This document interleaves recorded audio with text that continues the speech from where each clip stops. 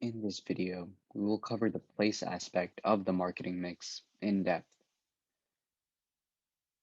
In the marketing mix, the process of moving products from the producer to the intended user is called place. In other words, it is how your product is bought and where it is bought. This movement could be through a combination of intermediaries, such as distributors, wholesalers, and retailers. In addition, a newer method is the internet, which itself is a marketplace now. Through the use of a right place, a company can increase sales and maintain them over a longer period of time. In turn, this would mean a greater share of the market and increased revenues and profits. Correct placement is a vital activity that is focused on reaching the right target audience at the right time.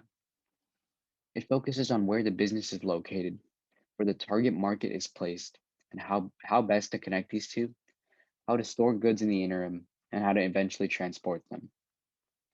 We will first discuss distribution channels, an important element to consider for place in the marketing mix. There are four types of distribution channels: direct, indirect, dual, and reverse. First, we will cover direct distribution. In this channel, the manufacturer directly provides the product to the consumer.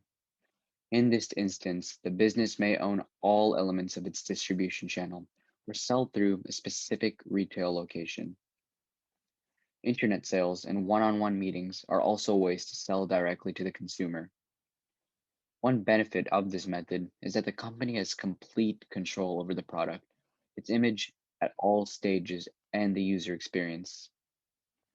Next, we will cover the indirect distribution. In this channel, a company will use an intermediary to sell a product to the consumer. The company may sell to a wholesaler who further distributes to retail outlets.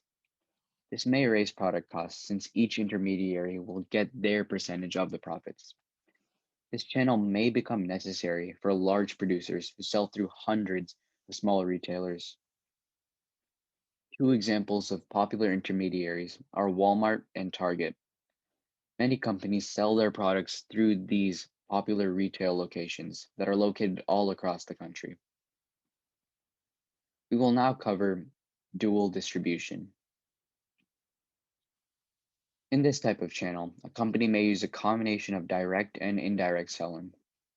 The product may be sold to a consumer directly, while in other cases it may be sold through intermediaries. This type of channel may help reach more consumers, but there may be the danger of channel conflict. The user experience may vary, and an inconsistent image for the product and related service may begin to take hold. One example is Apple. Apple is a company with dual distribution, as it can sell directly from its website to the consumer, and it also sells through many intermediaries such as Target and Best Buy. Another example is the Amazon Alexa. This product sells directly from the Amazon website, the manufacturer of it. It also sells in specific retail locations such as Target and Walmart. We will now cover the final method of distribution: reverse channels. This is the most non-traditional method of distribution. It essentially allows a consumer to send a product to the producer. This reverse flow is what distinguishes this method from the others. An example of this is when a consumer recycles and makes money from it. As aforementioned, this is extremely uncommon, but this is the most popular example. It is essentially when the consumers leave their trash out to be sent back and repurposed. All four of these examples can greatly all four of these distribution channels constitute an important element of place. Every existing business today that sells a product utilizes one of these four distribution channels. A company must decide which distribution channel would work best for them in order to be successful as possible.